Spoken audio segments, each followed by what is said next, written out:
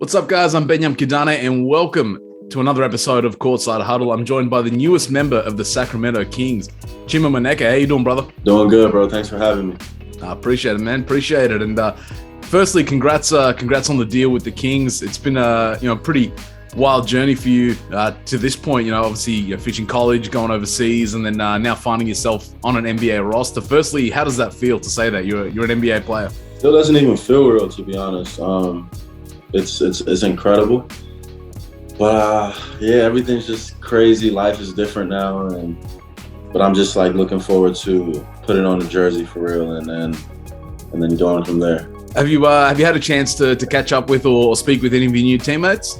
Yeah, so Chima Moneke, obviously I've been friends with him since we've been good friends for a while now, and he's in LA as well. And we go to open gym together sometimes, and we text a lot. I know Harrison Barnes followed me on Twitter, but aside from that, I haven't met any of it. I've seen a couple of the guys work out when I went to go visit them, but I haven't reached out to any of them. So I'll meet them when I get up to Sacramento. Kind of just take us through that process. Obviously Mike Brown, the new Kings head coach, reached out. He wanted to sign you. Can you kind of explain the process, leading up to that, and obviously the role of Jordi Fernandez as well, getting you across to the Kings? Yeah, so I mean, probably in like February is when my agent said that the NBA interest is real. He felt like something would happen with one of the teams, and he was just letting me know whoever called and who sounded interested and who didn't. In the Sacramento case, the day of my Champions League final, May 8th, I woke up to a missed call from Mike Brown, and he told me basically that unofficially he's going to be the next head coach of the Kings, and when he knew he was going to get that job, I was the first name he thought of. And, he wanted me to potentially play summer league so the GMs and stuff could see me in person, get to know me. And then that could lead to me signing a contract. And obviously, with the way my season was going, my agents thought that I could get a contract without playing summer league. So that's the direction we ended up going. But, he became the Kings head coach officially. We brought over Jordi Fernandez and Luke Laux, and Jordi was the guy who convinced Manresa to take me last season. And, we stayed in contact probably every month while I was over there in Spain because he's Spanish as well. So, I became even a bigger fan of him than I was before. And, when I knew that he was going over to Sacramento, it was just like a no-brainer. And it's kind of cool. You got a very strong connection with a few of the Naja boys as well that are on the team. Obviously with Metu and Okpala. You got Mike Brown in there. Does that kind of make it, a bit of an easier transition having some familiar faces around? Yeah, for sure. It's the coach wants me. The coach knows me. He knows what I play like, what type of person I am. So the fact that he wants me off of 3 weeks of spending time together is amazing. So I'm gonna go in there and just be myself. And I won't be shy about it. And speaking of that, have you kind of had any conversations, with the coaching staff about what your role is going to be coming into this team? Because it's a pretty exciting young roster the Kings have sort of put together, and now you're coming into the fold. What do you kind of envisage your role on this team? Yeah, I mean, we've had plenty of talks, but the most important thing is for me to go in there and not be satisfied and earn everything I get. And once I do that, I'll be able to play like an energizer role, a defensive role, or a leader in my own way. Obviously he just coached Draymond for years. That was a name that he threw out at me, things that he does. And, so I feel like I can do the things that he does in my own way. And obviously it's going to take time, and depending on how well I play in training camp and how easy I'm able to acclimate to the team and the culture, that'll help me with my role. But nothing is given.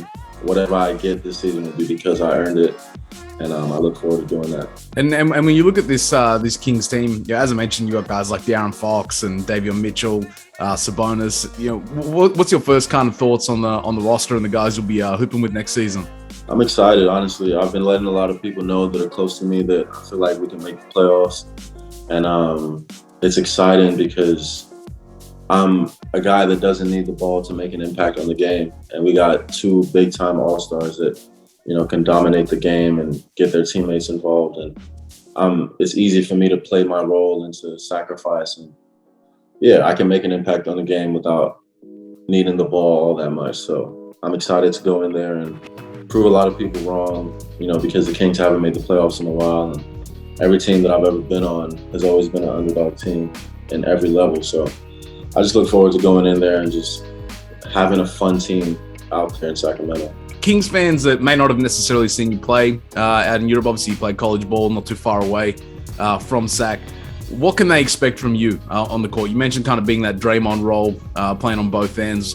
In terms of your game, what you bring to the table at the NBA level, what can the fans expect from you? Energizer, a dog, someone who's tough, who's fun to play with, someone who's fun to watch, who makes his teammates better, who sacrifices. I become a fan favorite everywhere I go, and I don't expect that to change now. And my personality, the way I play, the way I am, I feel like it's going to help me a lot, getting that connection with the fans and to help the team win. And speaking of that, you kind of achieved cult status out there in Europe, whether it was in France with Orleans or in Spain with Monterrey. Like everywhere you went, like the fans really kind of got behind you. Can you kind of take us back, I guess, to those seasons you spent in Europe and how they helped you develop your game on the floor and I guess just that experience, because playing in Europe is different. Yeah, I mean, so Orleans was like the season after. Well, it was during COVID, so most of the year we didn't really have fans, but I noticed that the fans loved me, obviously. But Manresa is the year where like everything just went to a whole nother level, and I was myself. I had the right team to be myself, and the fact that we were really, really good made it easier for everyone to see, what type of player I am. And the fans were crazy, and I probably made them even crazier. So, I became a hero out there, and it was just, it still gives me goosebumps thinking about it. And I'm never going to forget Manresa because of my experience, and everything was just amazing, man. And we spoke about the Nigerian connection, obviously on the Kings, but all around the league, there's a lot of Nigerian guys from the national team that are making their mark. For you, I mean, how cool is that to see so many Nigerians doing their thing, and also with the national team coming up, the Olympics coming up in 2024. Is that a goal for you to be on that squad? I love seeing Nigerians doing big things and whatever they're doing, whether it's basketball or not. But for me, it's always nice to see a Nigerian, especially in the NBA. Like I'm proud of everyone who's my Nigerian brother. In terms of the national team, I don't know what's going to happen in the future. I know Chimezi has been doing great things to get the structure again, to get everything organized. So I appreciate him for that. Whether my involvement will happen in the future, I don't know. But if it does happen, then it'll make sense. So we'll see. And moving forward for you now, obviously still a couple of months till the season gets underway. What does the off season look like for you for the next couple of months? 6 days a week of work, 2 workouts a day, Monday to Friday. Whether it's hot yoga and then shooting, or shooting and lifting, or shooting and then skill work, just a lot of work. And Saturday, get another shooting session in the morning. And then Sunday, relax and let the body recover. So, just a lot of work, getting better, feeling comfortable. So when I get to training camp, I'm comfortable, I'm ready to go. Because, the NBA game is a different game. So, just making sure I use these 2 months to be ready.